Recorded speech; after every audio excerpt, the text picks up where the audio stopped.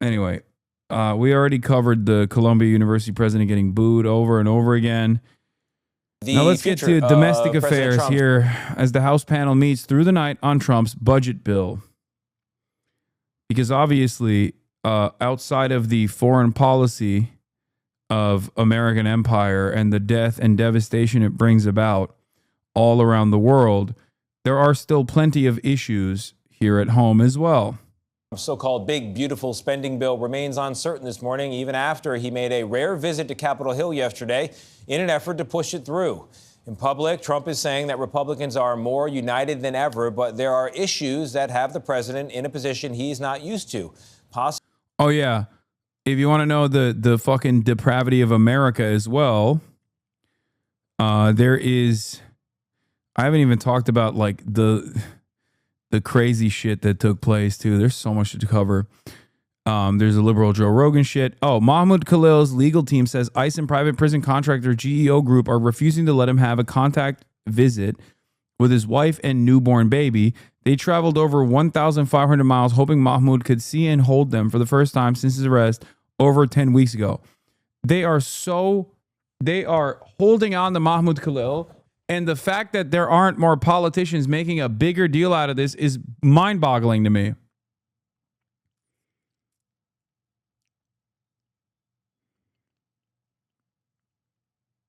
That's crazy.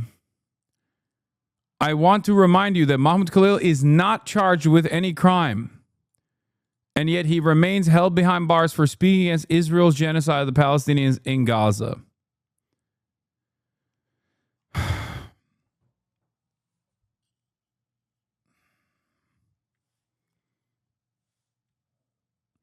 This is what I was trying to get Bernie and AOC on board with, to go out there and to do a press conference and to demand a visitation for Mahmoud Khalil.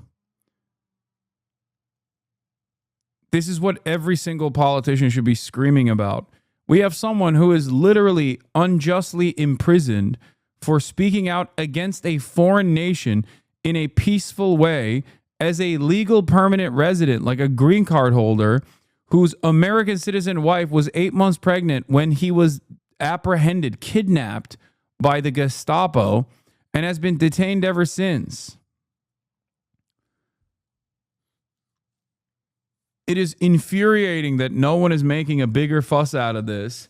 And the reality of the matter is, if they don't make a bigger fuss out of this, the government gets away with it. And if the government gets away with this right now, they will...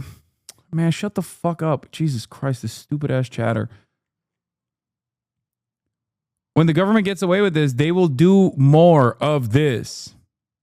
Possible opposition within his own party. Weijia Zhang is at the White House for us. She's been covering this. Weijia, good morning. Good morning, Tony. Good morning to everybody. Could you explain why they released Rumeysa Öztürk but are still keeping Mahmoud Khalil detained? Because Mahmoud Khalil was expeditiously shipped off to Jenna, to Louisiana. Whereas Rumeysa and Mohsen remained in Vermont.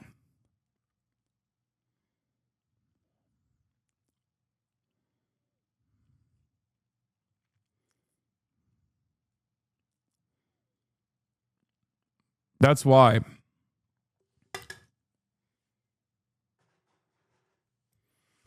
There's a reason why they were. There's a reason why they're trying to keep people. They're trying to ship people fast to Louisiana. That may be inaccurate. No, Rumeysa was in Louisiana, but she was tried in a Vermont court.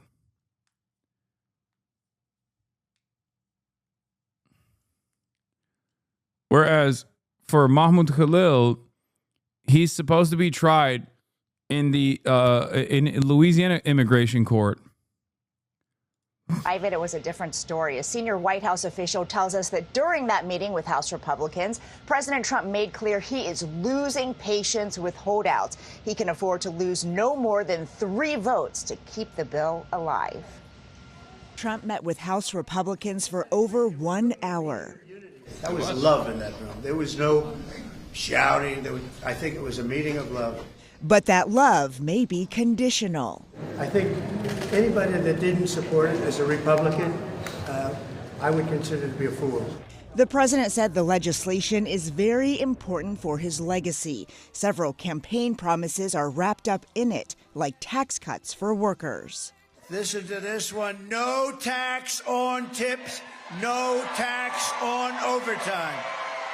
The proposal also includes adding $350 billion to border security, deportation, and defense, plus spending cuts. Some holdouts are pushing for bigger state and local tax breaks, while conservatives want to trim entitlements programs. Sources who were inside the room tell CBS News Trump warned them, don't F around with Medicaid.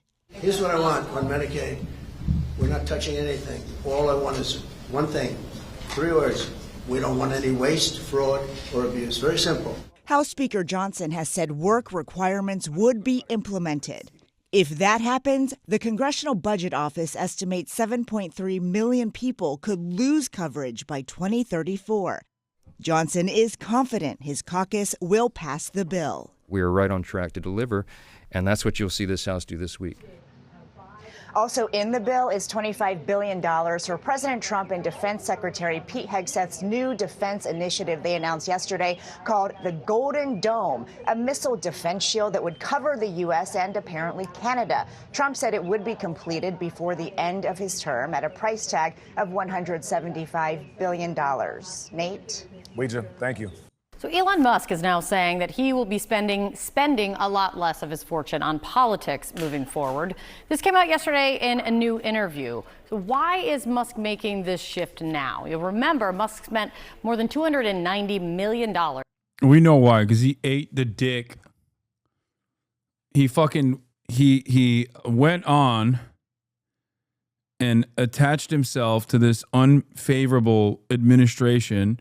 And he became the face of some of its worst. It became the face of some of its worst, most unpopular positions.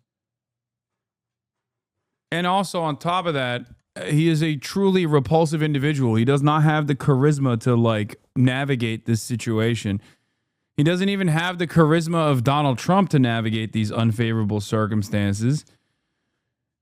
And therefore, it started harming the Tesla profits. It started harming the stock price for Tesla. So now he's trying to back away and quietly manipulate American public, the American political discourse. To help get President Trump and other Republicans elected. Tesla, though, has struggled this year, really ever since Musk took a leading role in the Trump White House and began to lead his Doge efforts. And now Musk says he's going to spend more time, at least the next few years, still stay on as CEO of Tesla. Something that Harry Enton decided he wanted to look at. What is behind this shift from Elon Musk?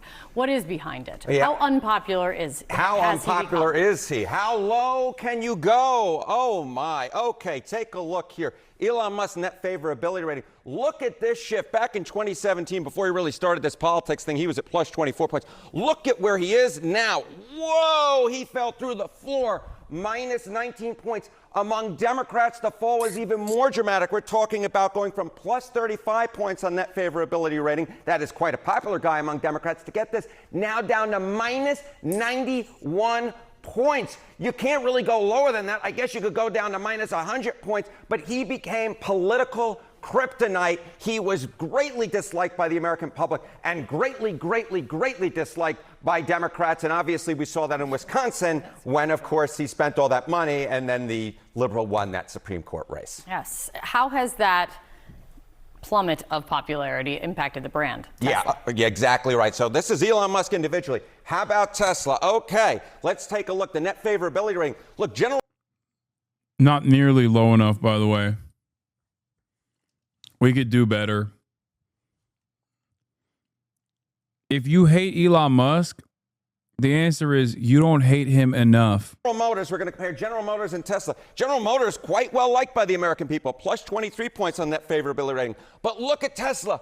There will come a moment when people have this same exact recognition of a lot of these fucking slop tubers too, because they're just as repulsive as Elon Musk is, and many of them also. Some of them do defend Elon, some of them hate Elon. depending on whichever way the wind blows. But every single person that is defending this administration will befall the same fate inevitably. Minus 20 points. It's just about who gets to be in the fucking crosshairs.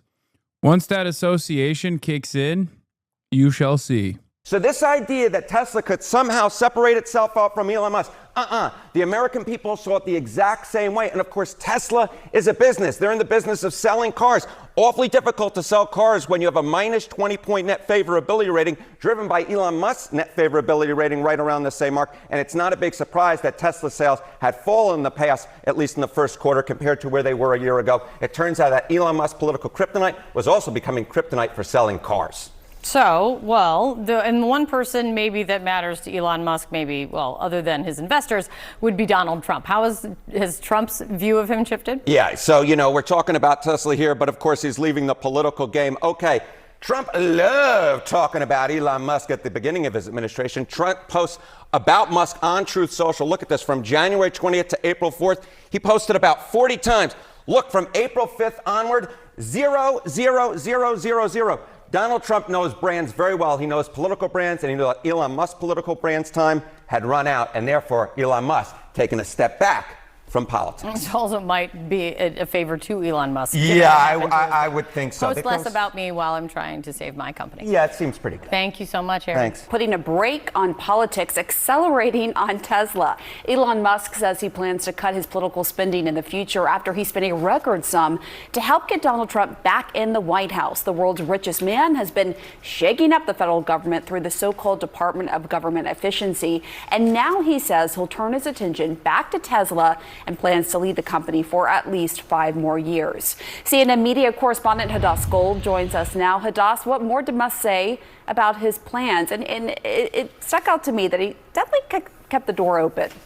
He keeps the door open, but it's stunning to hear from the man who spent more than $290 million in 2024 to help elect President Trump and other Republicans. And then he spent millions more on that Wisconsin judge's race to now say, you know what, I'm done. Take a listen to what he had to say. In terms of political spending, I'm going to do a lot less in the future. And why is that? Look at him. He's like a scolded child. It gives me a little bit of happiness, a little bit of confidence to see him like at least lose something, like get kicked down a peg. I mean, he went in there with a fucking mallet and basically destroyed every federal regulatory agency that was investigating every single one of his companies. So he at least got that out of the way. Still, I have a little bit of happiness here, you know? I think I've done enough. Is it because of blowback? Well, if I see a reason to do political spending in the future, I will do it. I do not currently see a reason. And I'm sure many Republicans hearing that will say, wait, there is a reason. We have a very slim majority in Congress. We're going to need your help in the midterms.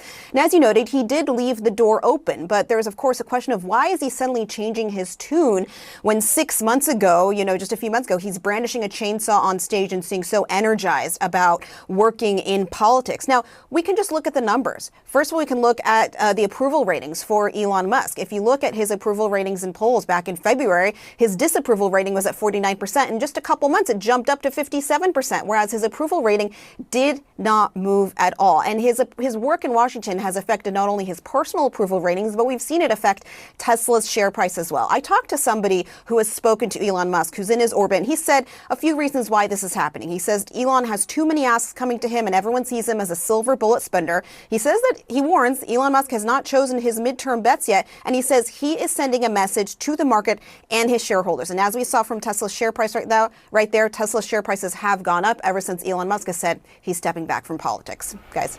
All right, Hadas Gold, thank you so much. America's billionaires got a lot richer over the past year. Must be nice. This as Republicans on Capitol Hill are debating the president's tax and spending bill that could make the wealthiest Americans even more wealthy, while leading to deep cuts in certain safety net programs. Matt Egan here with the latest on this. Good for those billionaires. Yeah, John, it must be nice, as you said. But look, this really highlights America's inequality problem, right? Oxfam found that the top 10 richest Americans got $365. What will it take? When will people wake up, dude?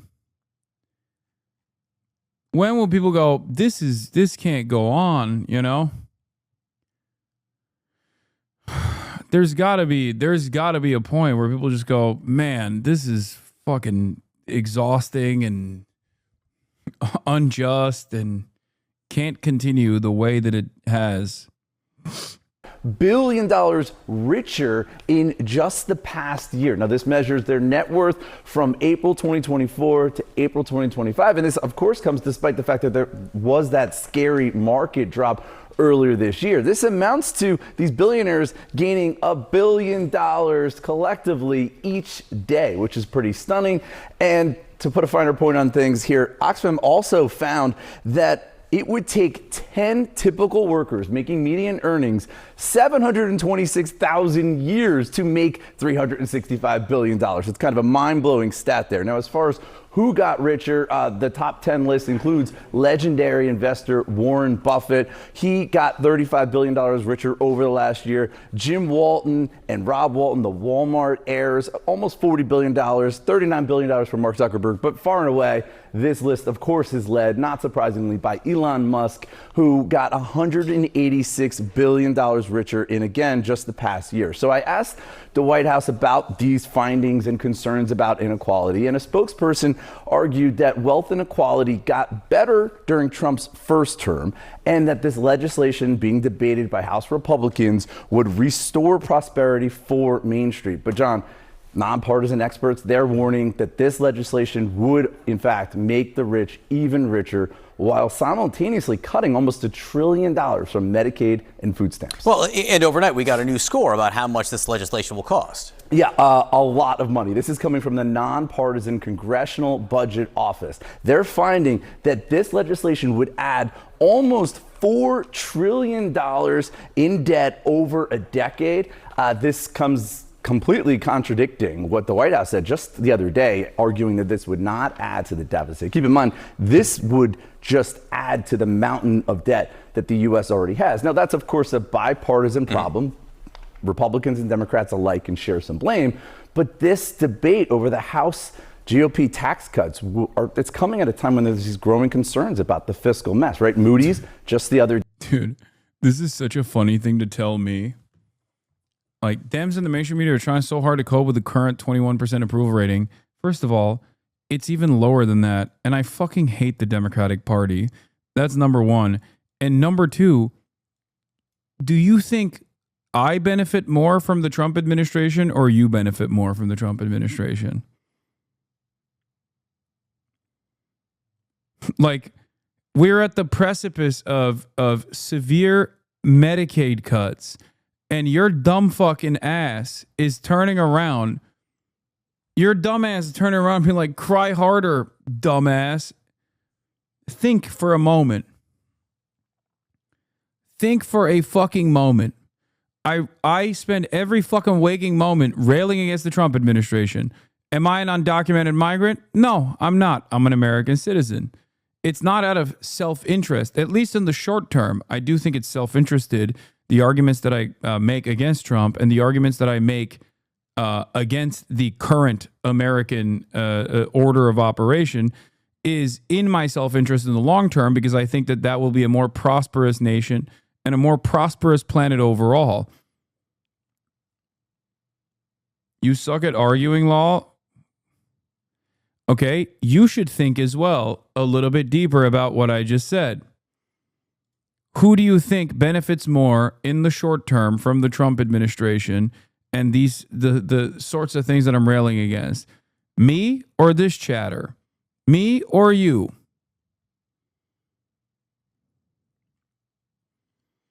And no, I don't benefit more in the sense that, like, what? You do because you're rich. Exactly. That's my point. This person is advocating against their self-interest. Also, I don't give a fuck about the content. I would be very happy if there was no content and no genocide. Are you fucking stupid?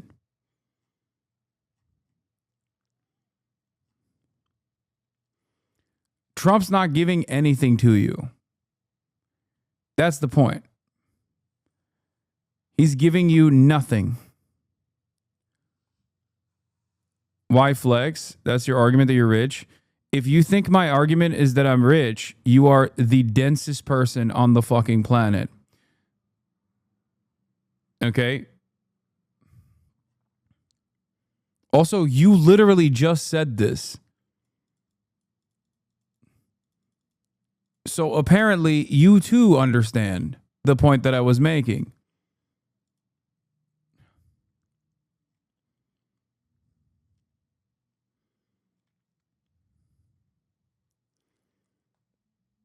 You are rich, so you do fine under Trump. As opposed to that chatter, regardless of the other civil liberties being rolled back, yes, as long as I shut the fuck up, I would do much better under the Trump administration than that person. And he thinks, and he still has the audacity to come in here and defend the Trump administration. Do you not understand this contradiction? Perhaps it is not I that you aren't shutting up, law, but I could.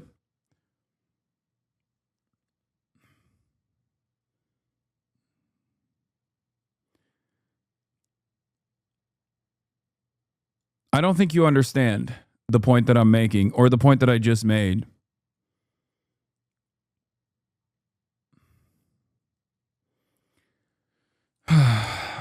Nothing that bad has happened to me is still proving the point that I'm making, which is that that person is yelling at me, advocating against my selfish, immediate, short-term best interest, while they are in the process of advocating against their self-interest. You're making more money by making constant content on Trump, no better than Asmongold. You're a disgusting little freak if you think that what I'm doing is the same as what Asmongold is doing. It's literally the same as just talking. Like your comparison here is like, well, you're talking. I've spent the last 12 years of my professional media career doing political commentary. Political commentary against the Obama administration, political commentary against the Trump administration, political commentary against the Biden administration, and now political commentary against the Trump administration once again. If you think that the only difference between me and Asmongold is simply that we're just like two sides of the same coin and just on different sides, well, that enough has a lot of recognition. That in and of itself basically fucking helps you understand. Yes, we are on the opposite opposing sides. Yes, he is pro-Trump. I'm anti-Trump. So people aren't allowed to step in the new interest? Okay, I'm done having a conversation with you. Yes, if your new interest is defending the fucking fascist administration of Donald Trump, then yeah, that's a bad interest. You should pick up a different hobby.